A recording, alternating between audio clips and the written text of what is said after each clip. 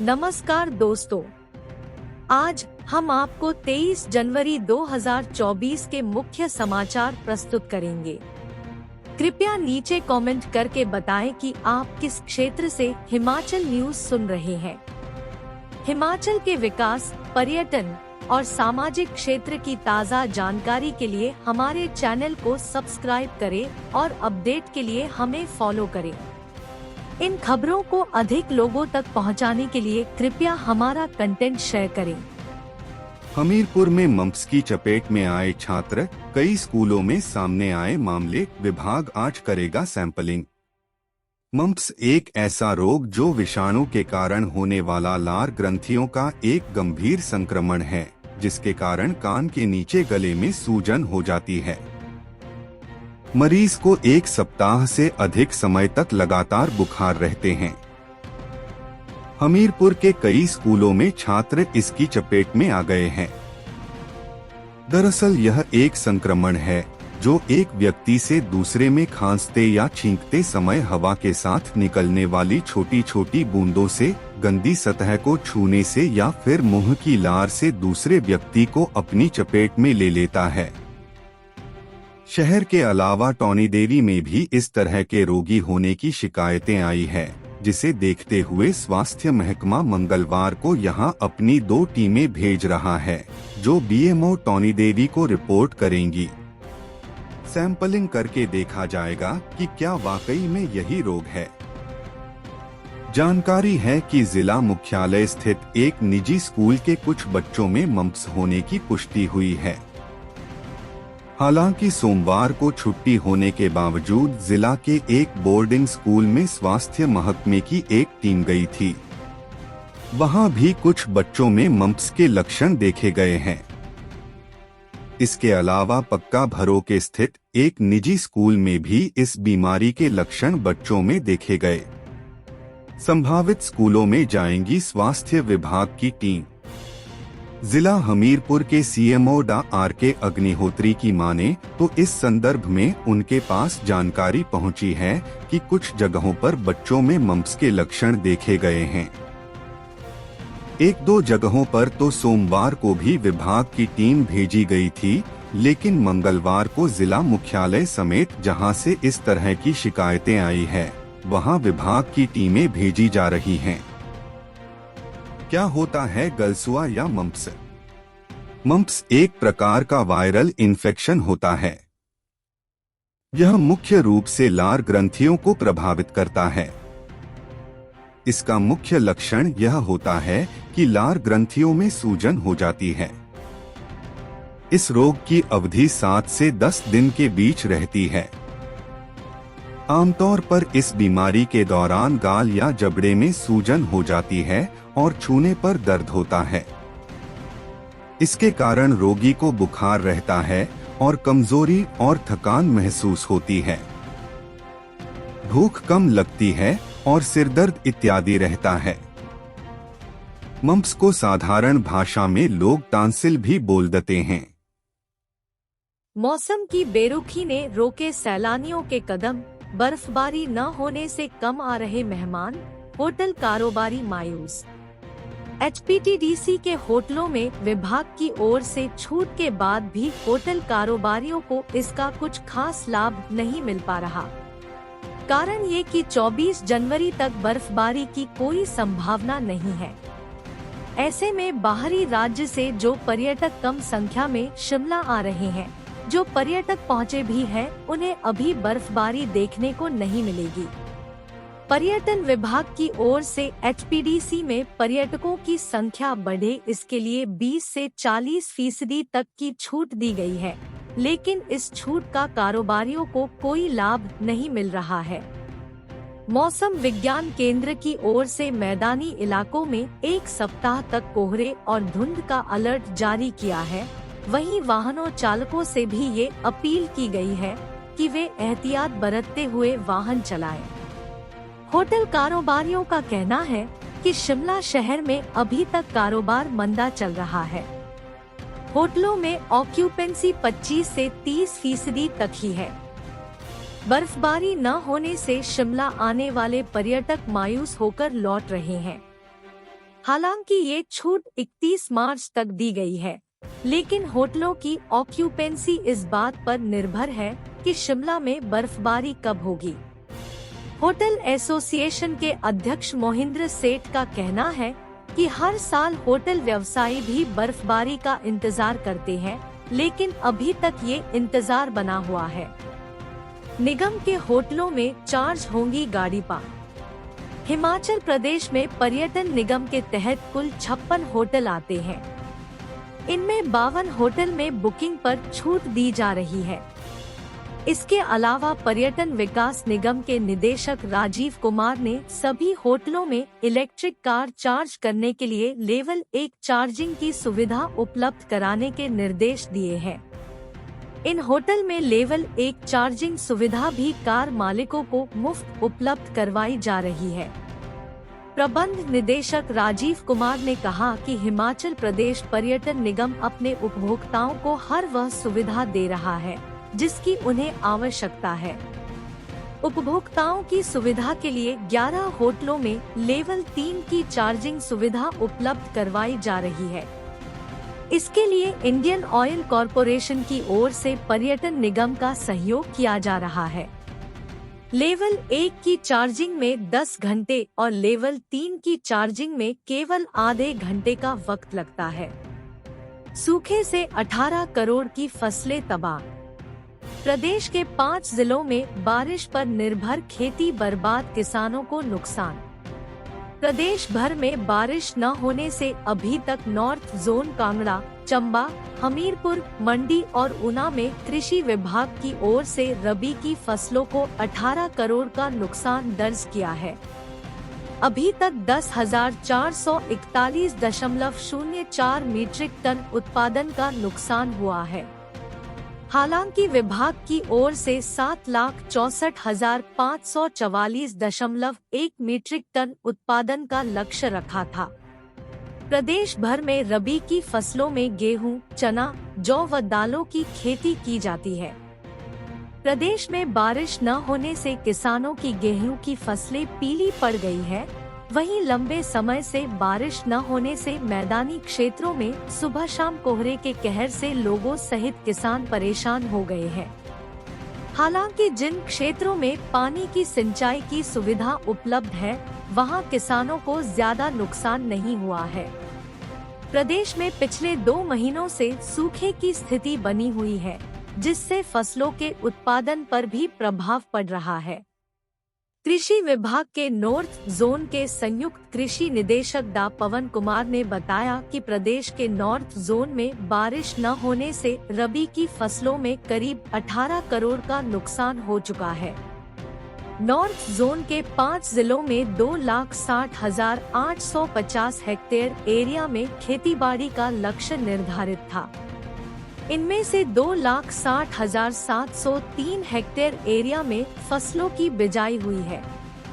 सूखे का प्रभाव 2,78,032.5 हेक्टेयर एरिया पर पड़ा है। विभाग ने कुल उत्पादन करीब 7,64,544.1 मीट्रिक टन का लक्ष्य रखा था।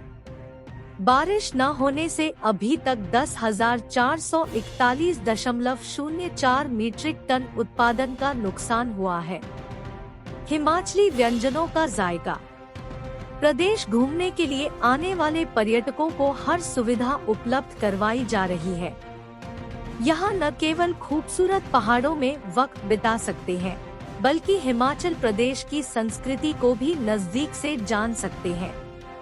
पर्यटन निगम के होटल और रेस्टोरेंट में हिमाचली धाम भी उपलब्ध है। यहाँ पर्यटक पारंपरिक व्यंजनों का स्वाद चख सकते हैं। जल्द ही हिमाचल पर्यटन निगम के होटल की बुकिंग अन्य निजी वेबसाइट और ऐप के जरिए भी हो सकेगी।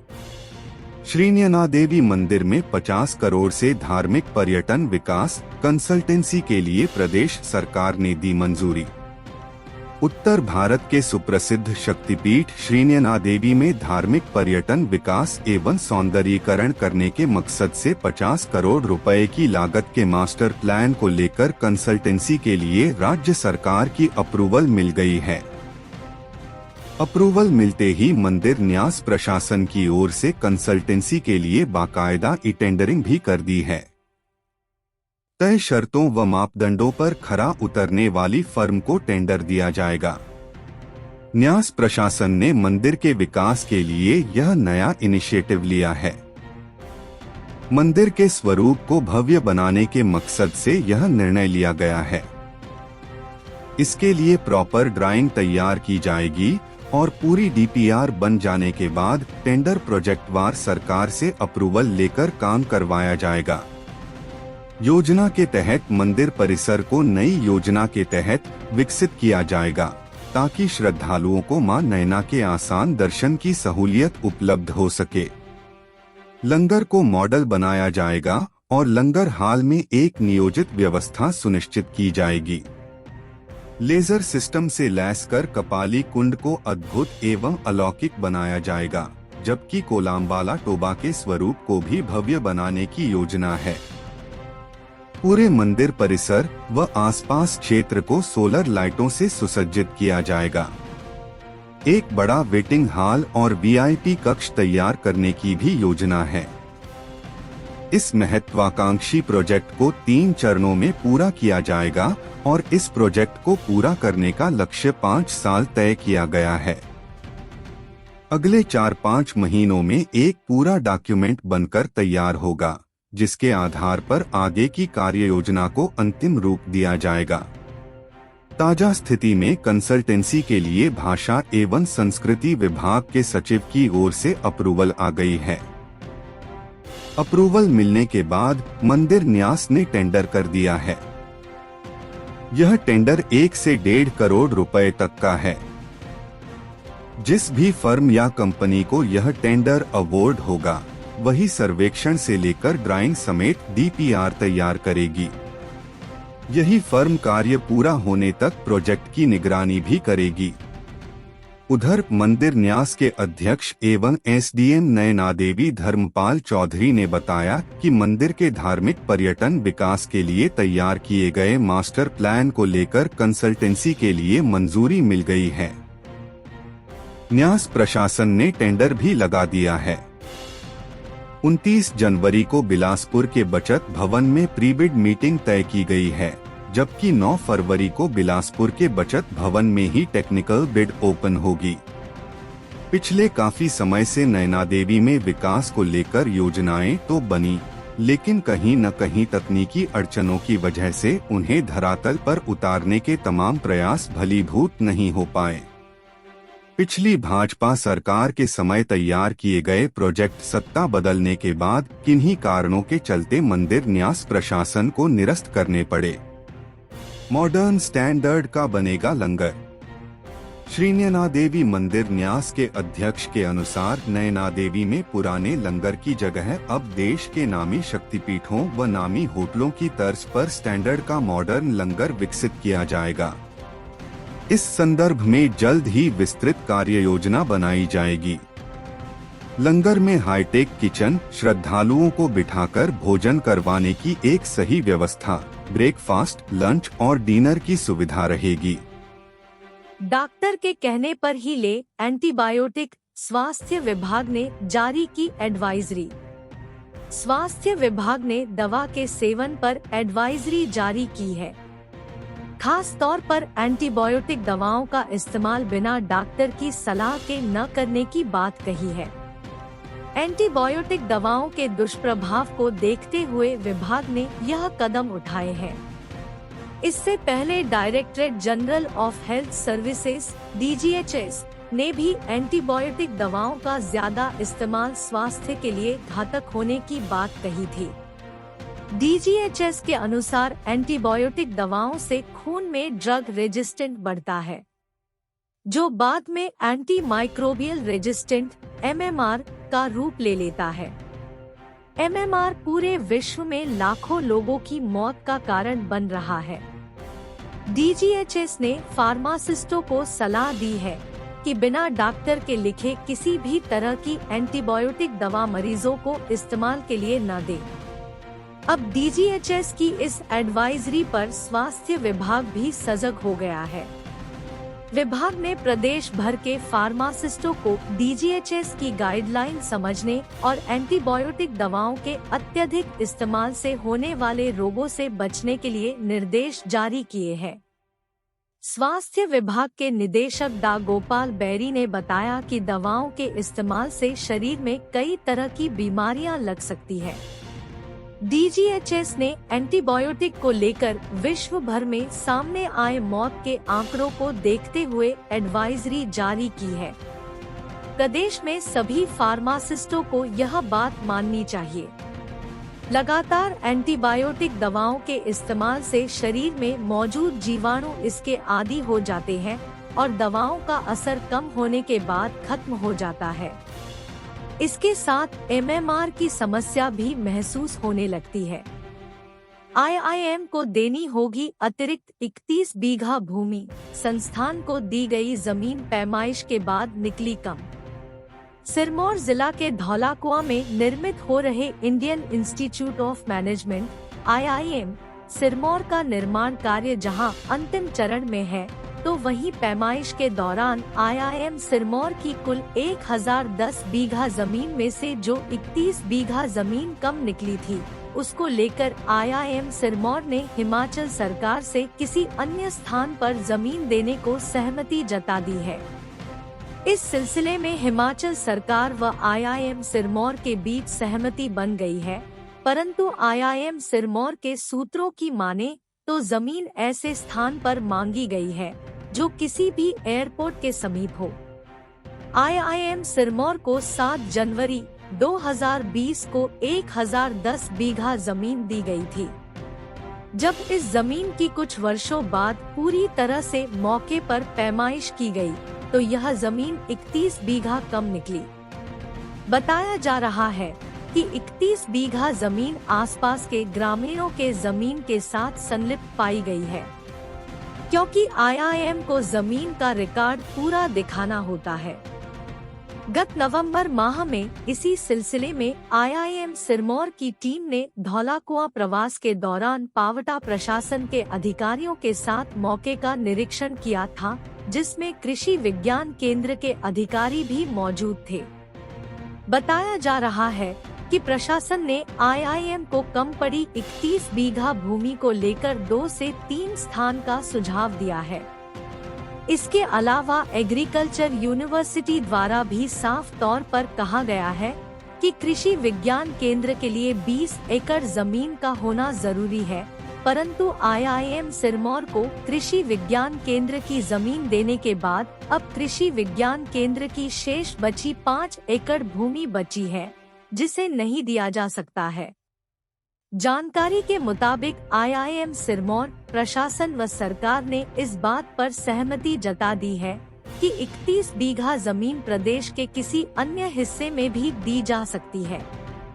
गौर हो कि कृषि विज्ञान केंद्र की 126 बीघा जमीन 2017 में IIM सिरमौर को दी गई थी। उसके बाद कृषि विज्ञान केंद्र के पास केवल 2.5 हेक्टेयर जमीन ही शेष रह गई थी। जमीन के लिए तलाश। IIM सिरमौर के प्रोजेक्ट प्रभारी विजय कुमार का कहना है कि प्रदेश सरकार से 31 बीघा भूमि उपलब्ध करवाने को लेकर सहमति बनी है तथा जो जमीन दी जाएगी उसका IIM की आउटरीच गतिविधियों में इस्तेमाल हो पाएगा। उधर SDM पावटा साहिब गुंजित सिंह चीमा ने बताया कि IIM के लिए जमीन की तलाश की जा रही है। भूमि मिलने पर इसे IIM को दिखाया जाएगा। पंडोर डैम के पास पलटी बस, 4 जख्मी। चंडीगढ़ मनाली NH पर हादसा, ब्यास नदी में गिरने से बची। चंडीगढ़ मनाली राष्ट्रीय राजमार्ग पर पंडोर डैम के PBT के पास कुल्लू से मंडी आ रही एक निजी बस दुर्घटनाग्रस्त हो गई। बस में 25 लोग सवार थे, जिन्हें सुरक्षित बाहर निकाला लिया है। हालांकि हादसे में 4 लोग गंभीर रूप से घायल हुए हैं, जबकि 18 को प्राथमिक इलाज के बाद घर भेज दिया है। घायलों में बस चालक मोहन व कंडक्टर नितिन कुमार भी शामिल है। गंभीर रूप से घायलों में 3 महिलाएं व 1 पुरुष शामिल है। इन्हें मंडी अस्पताल में भर्ती करवाया है। पुलिस ने चालक के खिलाफ मामला दर्ज कर छानबीन शुरू कर दी है। भगवान राम की कृपा से बस ब्यास नदी में गिरने से बच गई, अन्यथा बड़ा हादसा हो सकता था। जानकारी के अनुसार बस कुल्लू से मंडी की तरफ आ रही थी कि पंडोह डैम के पीबीटी के पास पट्टा टूटने से बस पलट गई। बस ने साइड में खड़ी कार को भी टक्कर मार दी, जिससे कार का काफी नुकसान हुआ है। हादसे की सूचना मिलते ही बीबीएमबी कर्मी और बड़ी संख्या में स्थानीय लोग मौके पर पहुंच गए। घायलों में चदन ज्वालापुर, विमला मंडी शहर, लीला बलदवाड़ा, निखिल देवी, विकास हमीरपुर, चंद्रवती छतरी, मुकेश, दया देवी और तारा देवी सहित अन्य लोग शामिल हैं।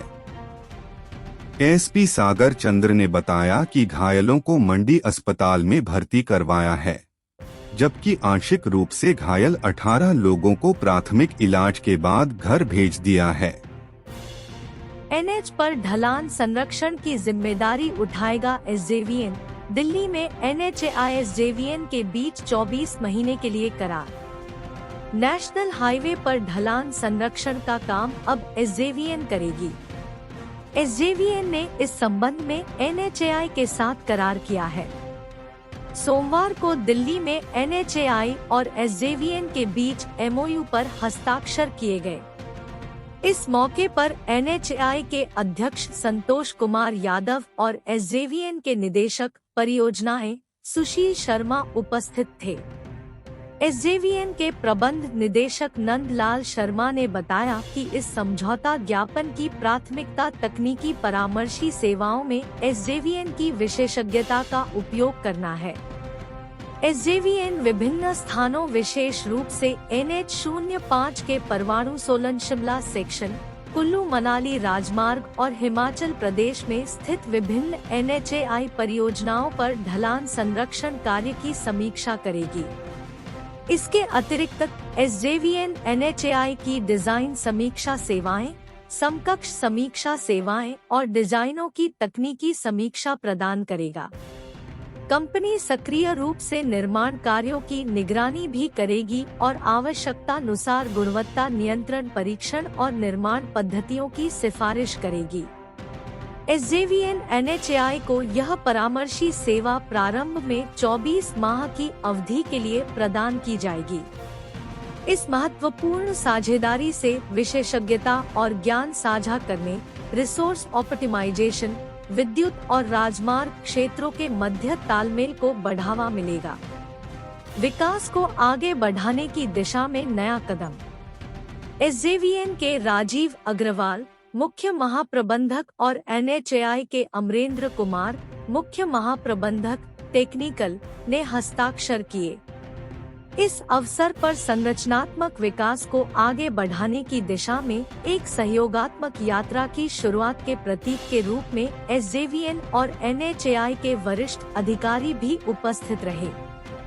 पर्यटन निगम के होटलों में होगा बदलाव, निजी होटलों को टक्कर देने का प्लान, बुकिंग ऐप्स के साथ काम करेगा HPTEC। हिमाचल प्रदेश पर्यटन निगम के होटलों में बड़े बदलाव की मुहिम शुरू हो गई है। निगम के होटल निजी होटलों से मुकाबला करते हुए सैलानियों को बेहतर सुविधाएं दे पाएं। इसके लिए निगम के MD डा राजीव कुमार ने सोमवार को कांगड़ा जिला के होटलों के हालत को देखकर नया प्लान बनाने की योजना की है। डा राजीव ने सोमवार को धर्मशाला क्लोडगंज से नूरपुर और पौंग तक निगम की हर इकाई का बारीकी से अध्ययन किया। उन पहलुओं को बारीकी से खंगाला गया कि पार्किंग सहित तमाम सारी सुविधाएं होने के बावजूद निगम के होटल घाटे में क्यों रह जाते हैं। पर्यटन निगम के MD डा राजीव कुमार ने बताया कि निगम के अध्यक्ष RS बाली के दिशा निर्देशों में उन्होंने जिला भर के होटलों का जायजा लेकर खामियों को देखा और उन्हें दूर करने का भी प्लान तैयार किया जा रहा है। डा कुमार ने बताया कि निगम के होटलों के लिए सैलानियों को बुकिंग करवाना आसान बनाया जाएगा। इसके लिए बुकिंग ऐप्स के साथ समझौता किया जाएगा। निगम के कर्मचारियों को प्रशिक्षण देकर मेजबानी करने के लिए तैयार किया जाएगा। होटलों को रंगरोगन फर्नीचर देकर सजाया जाएगा। निजी होटलों के साथ प्रतिस्पर्धा के लिए हर तरह से तैयारी की जाएगी। पर्यटकों को सुरक्षा से जुड़े फीचर बुकिंग के साथ मिलें, इसे भी विशेष रूप देखा जाएगा। पर्यटन निगम के होटलों में पार्किंग से लेकर तमाम सारी सुविधाएं होने के बावजूद पर्यटकों के कम संख्या में आने के हर पहलू को खंगाला जा रहा है। निगम के होटलों में ऑक्यूपेंसी बढ़ाई जा सके, इसके लिए सरकार गंभीर है। निगम के अध्यक्ष RS बाली इसके लिए विशेष योजना पर काम कर रहे हैं। उनकी गाइडलाइन में नई योजना पर काम किया जा रहा है। भविष्य में HPTDC के होटल नए अंदाज में दिखेंगे। डेप्यूटी CM मुकेश अग्निहोत्री ने किया ऐलान, कहा अयोध्या धाम के लिए हिमाचल से चलेगी बस। हिमाचल प्रदेश के उप मुख्यमंत्री मुकेश अग्निहोत्री ने सोमवार को ऐलान किया कि अयोध्या धाम के लिए हिमाचल से बस चलेगी। कोशिश रहेगी कि रामलला के दर्शन करने के लिए जाने वाले हिमाचल के श्रद्धालुओं को बेहतर सुविधा मिले। इसके लिए भविष्य में प्रयास किए जाएंगे। जल्द ही पूरा मंत्रिमंडल अयोध्या जाकर रामलला के दर्शन कर आशीर्वाद भी लेगा। श्री अग्निहोत्री ने ऊना में कहा कि अयोध्या में भव्य राम मंदिर बना है। रामलला विराजमान हो रहे हैं। यह खुशी व प्रसन्नता का विषय है। श्री राम मंदिर के लिए ऐतिहासिक काम पूर्व प्रधानमंत्री राजीव गांधी के प्रधानमंत्री रहते हुए किया गया। ताले उस समय खुलवाए गए थे। उन्होंने कहा कि सभी अपने अपने घरों में दीपमाला करें। कहा कि वह भी प्राण प्रतिष्ठा कार्यक्रम के समय ईसपुर के शीतला माता मंदिर में उपस्थित रहेंगे, जहां भंडारे का आयोजन भी किया गया है। शाम के समय बनोड़े महादेव मंदिर में माथा टेकने जाऊंगा। रात्रि को राष्ट्रीय संत बाबा बाबाजी महाराज का आशीर्वाद लेने श्री राधा कृष्ण मंदिर में रहूंगा। हम सभी मंदिरों में सुविधाओं को बढ़ाने की ओर भी ध्यान दे रहे हैं। कहा कि देवभूमि के मंदिरों की भव्यता, सौंदर्यीकरण की रूपरेखा बनाने की कार्य योजना पर बल दिया जा रहा है।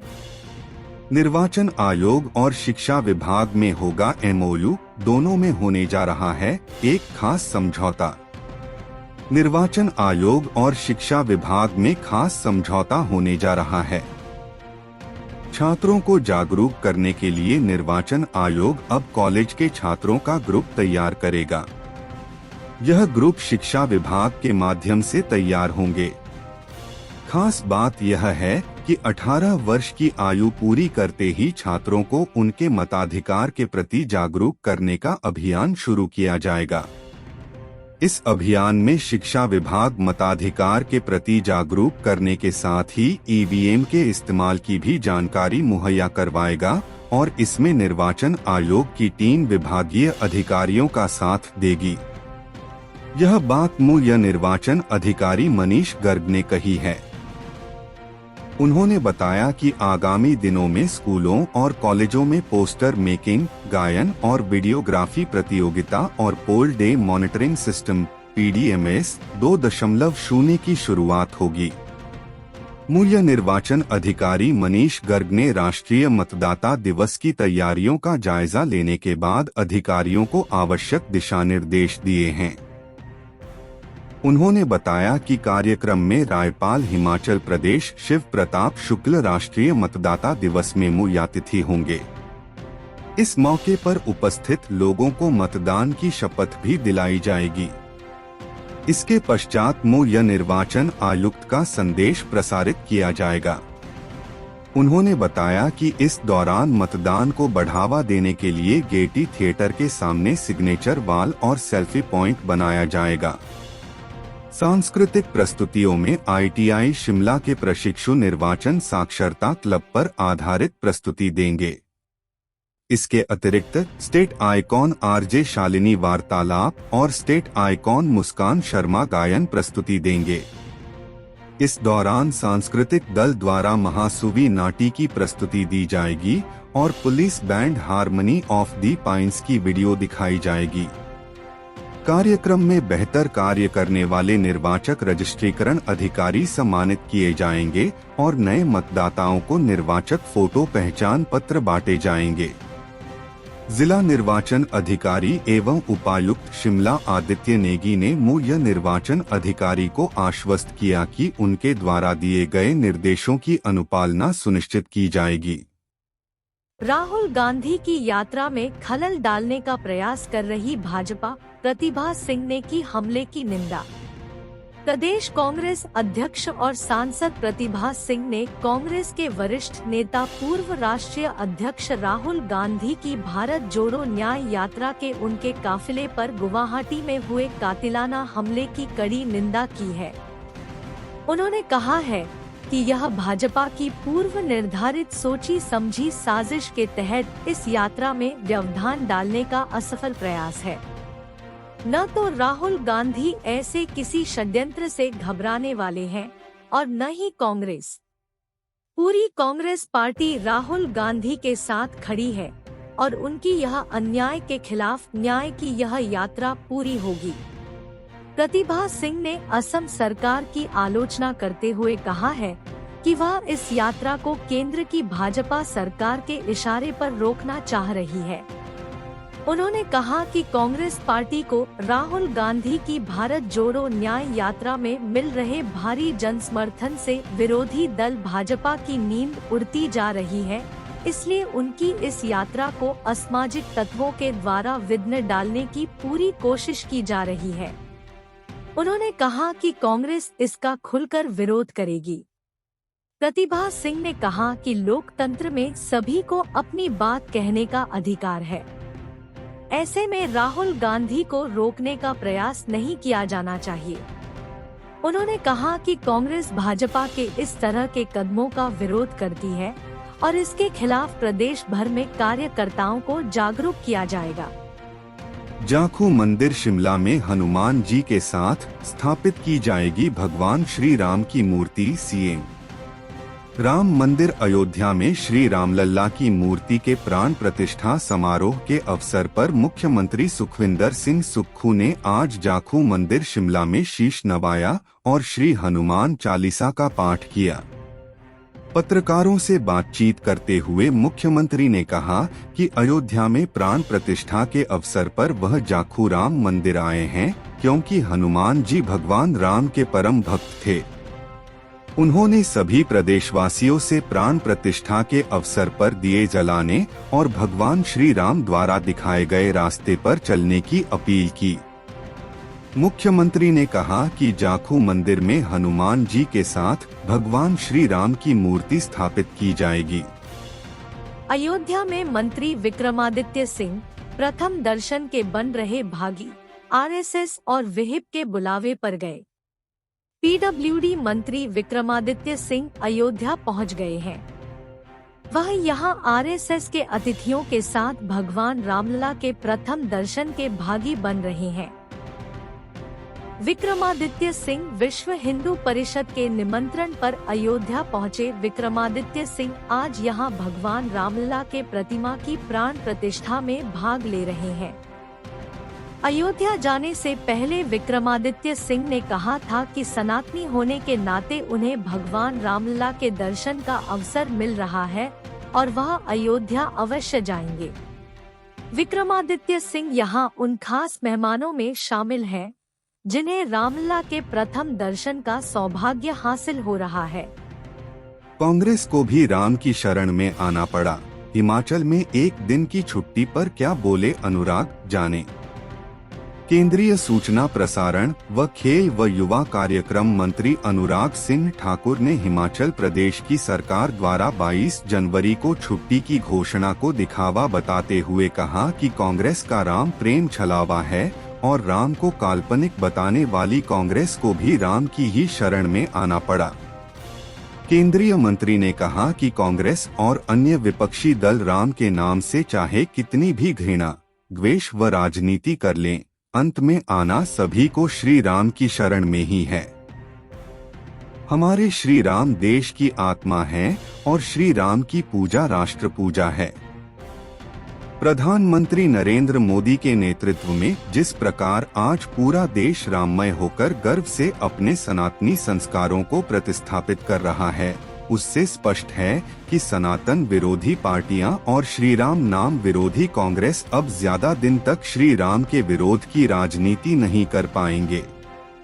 कांग्रेस पार्टी ने आधिकारिक तौर पर प्राण प्रतिष्ठा समारोह का बहिष्कार किया है, लेकिन आज हिमाचल सरकार ने भी स्वयं को प्रभु श्री राम से जुड़ा हुआ दिखाने के लिए 22 जनवरी को पूरे दिन की छुट्टी की घोषणा की है। केंद्रीय मंत्री ने कहा कि पिछले 10 वर्षों से देश में जो भी अच्छा हो रहा है, विपक्ष उसका बॉयकॉट करता आया है। इन्होंने नए संसद भवन का बायकॉट किया, मगर इन्हें पता होना चाहिए कि इन्हीं कारणों से जनता इनका बॉयकॉट करती है। आज इन्हें लग रहा है कि कहीं श्री राम के बॉयकॉट से फिर से जनता इनका बॉयकॉट न कर दे, इसलिए यह श्री राम के शरण में आ रहे हैं, पर अयोध्या जाने से बच रहे हैं। ये लोग महर्षि वाल्मीकि जी के नाम पर बने भव्य एयरपोर्ट पर नहीं आना चाह रहे। अमृत भारत वंदे भारत ट्रेन में सफर नहीं करना चाह रहे। भारत में जो भी अच्छा हो रहा है उसका विरोध ही किया है। हम अपने राज्य के विकास में योगदान देने में गर्व महसूस करते हैं और हमें उम्मीद है कि आने वाले दिनों में हमें और भी अच्छी खबरें मिलेंगी। इन खबरों को अधिक लोगों तक पहुंचाने के लिए कृपया हमारा कंटेंट साझा करें, हमारे चैनल को सब्सक्राइब करें और अपडेट के लिए हमें फॉलो करें। इसके अलावा बेझिझक अपने विचार कमेंट्स में साझा करें। आपका सहयोग हमें और भी बेहतर काम करने में मदद करेगा। धन्यवाद।